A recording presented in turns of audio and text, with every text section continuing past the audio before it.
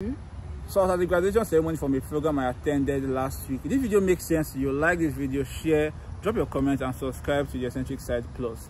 So at this ceremony, it was a graduation from a 1 month training I attended, and after this 1 month training we had to go to companies for 2 months internship where we will apply the theoretical knowledge we have gained from the training. So at this graduation ceremony, the sponsors were there, with the participants were there, facilitators that took us were also there, and even some representatives of the companies we did our internship were also there. So the executive director of the company went on stage and began to announce. It was like, out of 21 people we trained, 12 were onboarded. I was like, wow, 12 onboarded. So I told the person beside me, I was like, were you onboarded? He said no. Were you onboarded? He said no. I was like, okay, so where are these 12 people? I was like, okay, let me not jump into conclusion. Then after the program, I began to ask my colleagues, I was like, which of you were onboarded?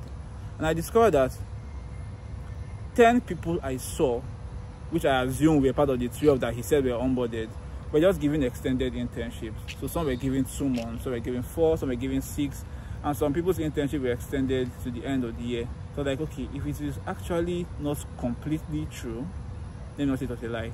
If it was not completely true, why do you need to gather us and say it when you know that we, the participants, will obviously know that it is not entirely true?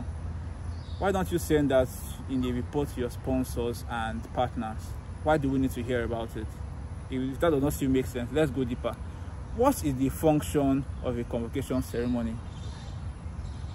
If it's the function, if you're waiting for attending convocation ceremonies because you want to take picture with friends and celebrate with friends and see your classmates for the last time, why not you just gather and do just that? What is the function of the 2 hours you gather in the hall and watch your vice chancellor go on stage and sing his praises and blow his own horn about how 4 years ago 1,000 people entered this university, and 4 years after 90 people are finishing with a first class? Enough for the clap, yay, first class, 90 people.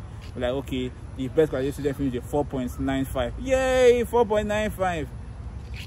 How about people that were advised to withdraw because they could not continue? How about people that could not continue because they were not able to afford the school fees? How about people that left maybe because they got better admission, maybe abroad or somewhere else? Why are you just going to announce one side of the story to us? Okay, instead of that, what we have convocation ceremonies where the vice chancellor comes out and says, out of 1,000 people, 10 people were advised to withdraw. It does not make sense. Think about it. Okay, let's not even go through that way. Let's become less radical. Why don't you come and say, out of 1,000 people, 90 got a first class, 200 got a second class upper, 300 got a second class lower, so and so number got a third class, so and so number could not continue because they were advised to withdraw. And let us make our judgments whether you as the head of the school has done well or you have not done well. Don't come and announce and let us clap for you and feel you have done a good job, because if out of 1,000 people 90 finished with first class and the rest of them did not do well, percentage wise you as the one in charge have not done a good job. So I think going forward, convocation ceremony should be announce everything and let we the participants, we the audience, come to our conclusion. If this video makes sense to you, like this video, drop a comment, share this video with someone and subscribe to the Eccentric Side Plus. Thank you.